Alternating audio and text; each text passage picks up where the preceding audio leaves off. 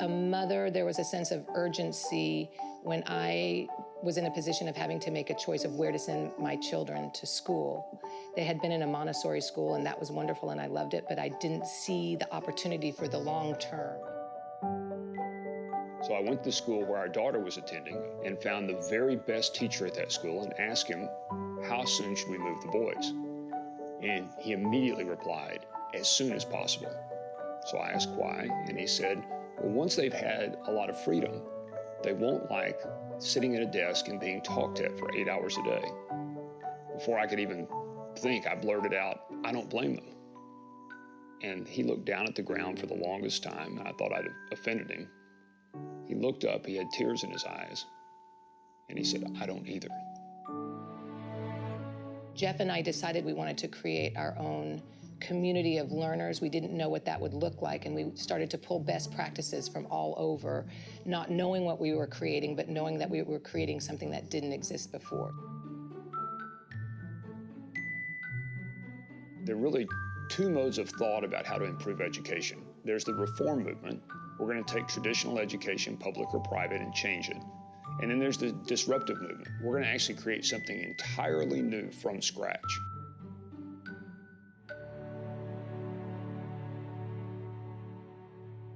Curiousness is basically the thing that seems to trump on all counts. It seems like if you just can be curious instead of just staying where you are, you will explore a lot more and you will get a lot farther. My first hard math I ever tried was calculus.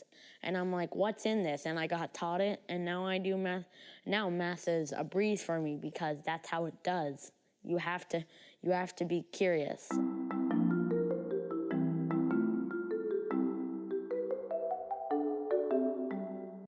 Really, the whole concept of students teaching themselves has been incremental. It's been a matter of trial and error.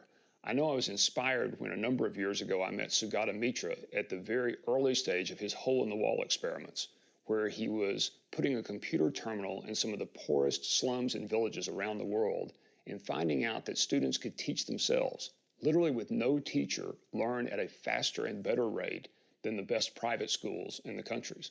So I was inspired by Sugata, and I kept that in the back of my mind. And as Laura and I began to experiment at Acton Academy, we saw that what he was learning and seeing in some of the poorest villages of the world was true here as well. The teachers don't even answer very many questions, and I think that gives us a little more freedom. Like, say, why is there a new schedule? They say, well, that's a great question. Guides don't answer questions, though, so you have to try and figure it out. I believe a teacher means teaching you how to learn and what you learn. And a guide is like guardrails. Okay. Mine is 4 trucks and dream box and 2 trackers on my book. In 45 minutes? Okay. That's a challenge. That's great. This is Samantha. Yes. So, do I set both math goals? What do you think? Well, what's best for you in 45 minutes? Is it better for you if you spend that whole time focusing on one subject area? Or do you work better if you break it up? So then that's your decision. 192, 182, 172, 162. 162.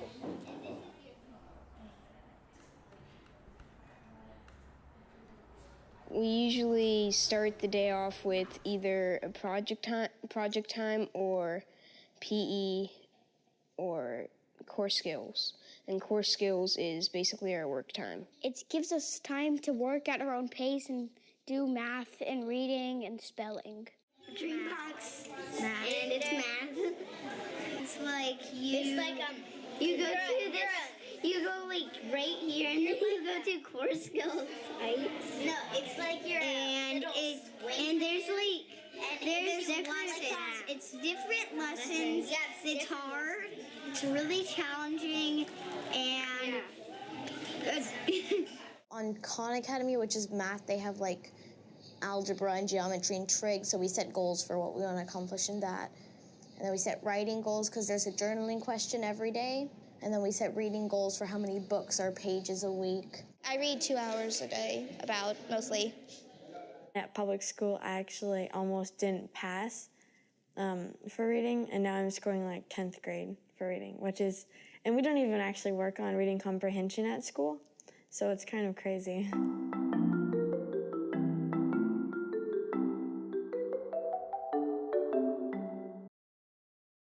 So question for you, as an entrepreneur, what's the most difficult thing about starting a new venture? As you think about making this, it's not just writing a book, it's best-selling. Is it, can I make it, can I sell it, or can I find the investors?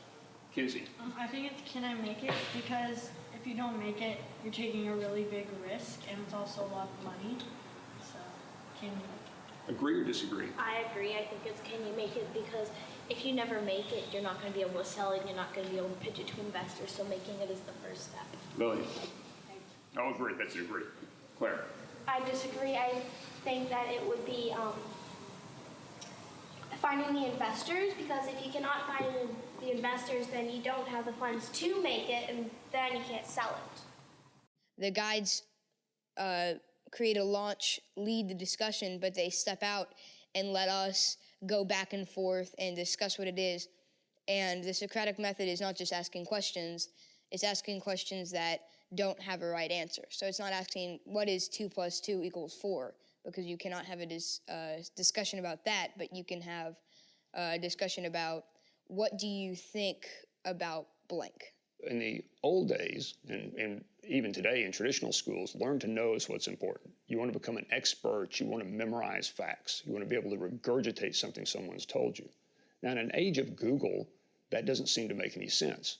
All information's free today. So we're focusing more on learning to do, taking real-world challenges. We have to do something courageous. You may have to go sell something. You may have to pitch an apprenticeship. You may have to get up and give a speech in the shoes of Winston Churchill. You learn to do something, not write a 3-part essay. I mean, our students can do that too, but they can also write an email that will get them a job.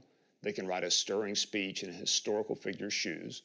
And by learning to do, getting up and doing something hard in front of people in a real-world exhibition, you learn to be, because it's the courage to do that that forms all the rest of character.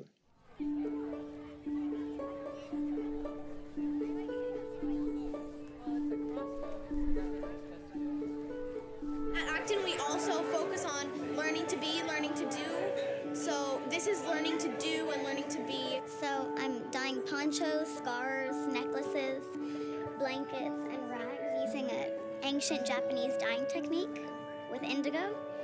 And you fold and bind the fabric, and it's all natural dye.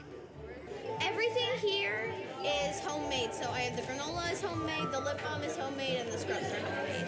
I'm selling monster t-shirts that I drew and screen printed. I took them to a business, and this is Yamakati, a milk bond, Galtalope and Darbunas. These are chocolate chips with cherry and carrot, and these are spinach blueberry. The goal for today is to make more money than my startup costs.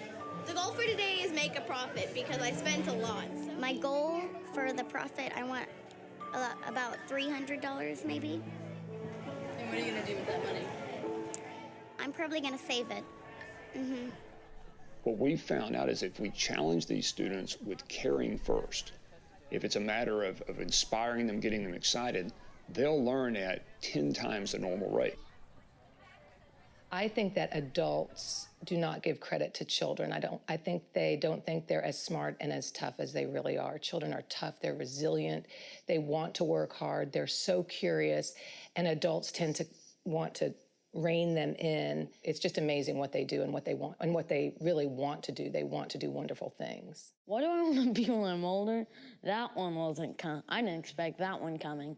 Well, I want to become a professional beach volleyball player. Artist, actress, and author. I want to be a teacher when I grow up. Artist and author, and, a soccer player too. I have a few injustices that I want to fix, like corrupt government and animal abuse. I'm a dancer at Ballet Austin. A filmmaker. And probably a cinematographer. I also am an artist. A scientist. That's what I want to be. That's what I want to be because I'm good at chemistry, I'm good at math. I'm really just waiting for something to come up or something that I really love to do, to be able to combine my gifts, passions, and injustices all together into one.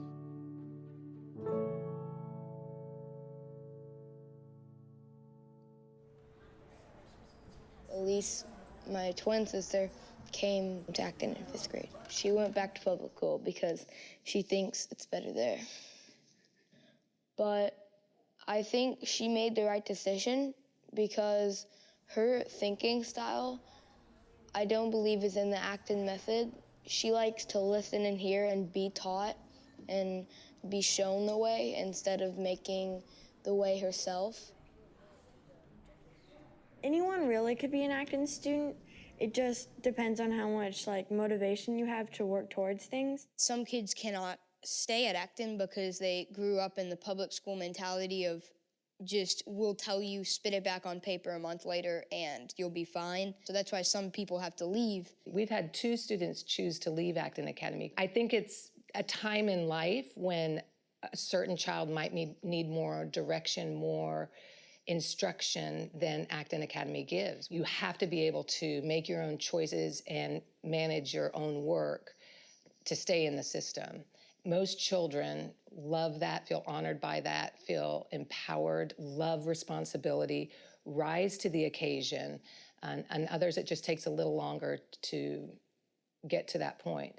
80% of our students, in our short history, we've figured it's 80 to 90% of our students will make it all the way through, and it's very natural. Acton is one of thousands of experiments that are going on now with disruptors around the country. And there won't be one size model like ours that fits everyone. There'll be thousands of models. Just like in the real world, there are thousands of different ways to do almost anything, but the concept and the belief that students can actually teach themselves and can learn on their own much better than inside a system, that's the idea that's revolutionary.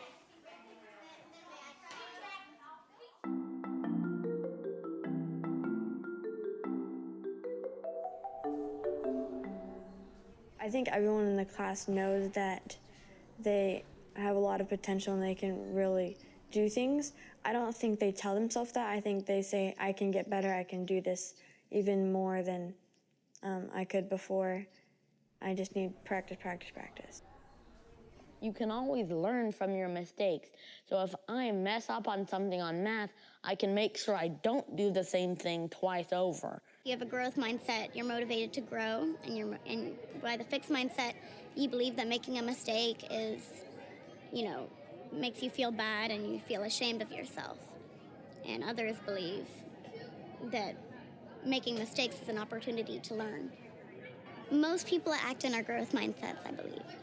Really, if you fail early, cheaply, and often, it's a great thing because then you learn and you can get back up and you won't give up the next time when you actually are failing in the real world. If at first you don't succeed, then you're in good harmony. There used to be a poster saying that and stuck to the refrigerator because that meant then it showed 4 important people today that failed and then succeeded. And then, because then that means you're learning off of stuff. That means you're learning and having a good time if you're failing. That means you're truly challenging yourself, not staying in your comfort zone the whole darn time.